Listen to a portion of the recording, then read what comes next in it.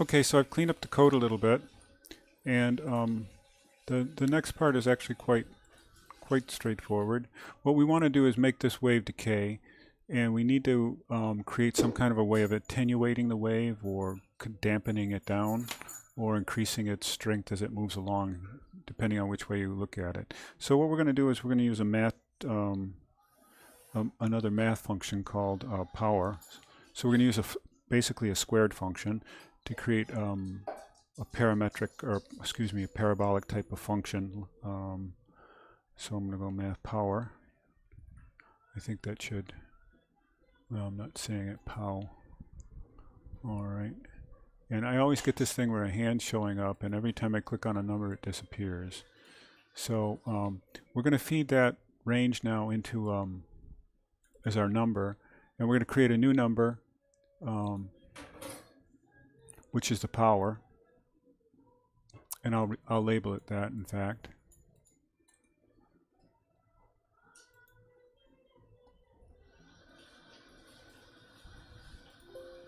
Sorry. And we'll make that 2 as a squared function. So we'll pull that out. And I'll do a watch box here right away. There it is. We'll feed that into there. And now you can see that we have numbers that are going as a square. So 1, how does that work? It's not quite right. It's power of 2. Raises to a specified power. So if you have 0, 1, I'm not exactly sure what this means here, because I got 4, that would be 16, 64. I don't know why we get the middle increments here. Oh, well, it's a basic number raised to a power. I have to think about that. Anyway, it gives us, without slowing us down here in the process, it gives us a function that's rapidly increasing as we move along, which is kind of the desired effect that we're looking for. So we're up to 2,049 or 2,400 units and just 49 increments. So we're going to take that number and we're going to use it in a way that allows us to change that amplitude of our function. And so that's going to be actually fed into the x now. So we've taken it out of this thing.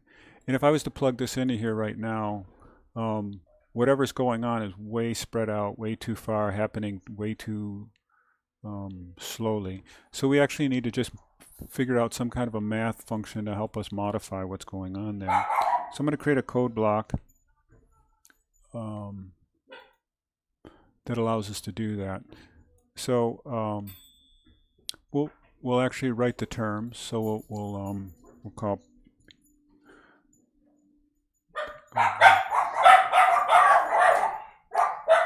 power, sorry about the dogs, power times the sine function that we have, and then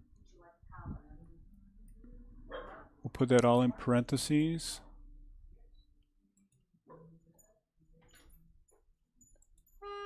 and we'll give it a modifier, so we'll multiply it times amplitude. So I like the idea that we can actually write these terms out so that it gives us a little bit of kind of information about what these things are actually, what we're intending them to do. So we'll take that result, we'll put that into the power, we'll take our actual sine function that we've generated, and we'll feed it into it. Here it is right here. And then we need that idea of an amplitude. So I'm going to use a slider. And in the case of the way I've set this up, this number is really quite small, and it runs between, I forget exactly, but I'm going to say 0.005, and we'll go in increments of 0.001, let's say. We'll just try this out, and I'll feed that into the amplitude. We'll put a watch box on here just to see what these kind of numbers look like. And this, I've got this set up so we're automatically running all the time. So you can see we've got our 50 numbers, and now the values are really much more reduced and manageable.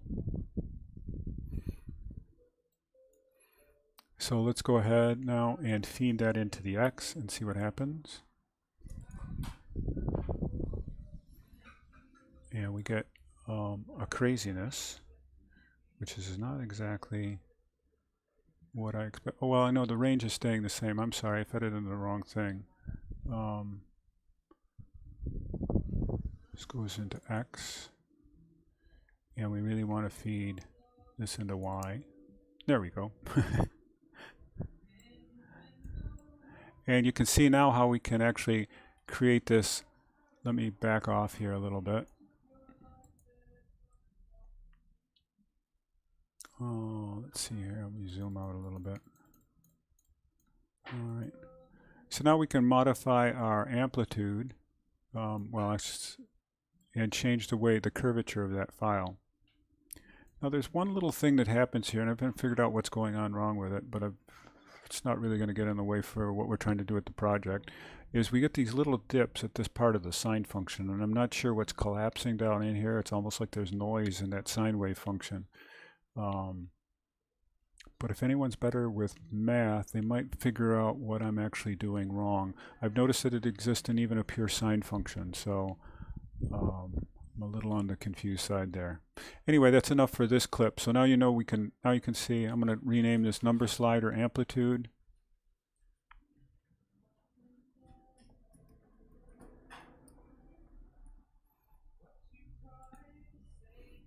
And we'll close it off, but we can now move through and create that change in our facade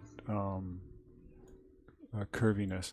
And if we stretch this out, we get a little more actual facade developed. And that's probably about, well, I think in the project we're out at about 100 feet. Let's see if we zoom out here and see what's going on. All right, so that idea of what's happening with the amplitude now seen out over the full line. So that would be really an exaggerated way to look at that construction, and we're going to be more in this kind of a range. So the next thing we'll pick up is moving this line into a form that we can generate a surface from it.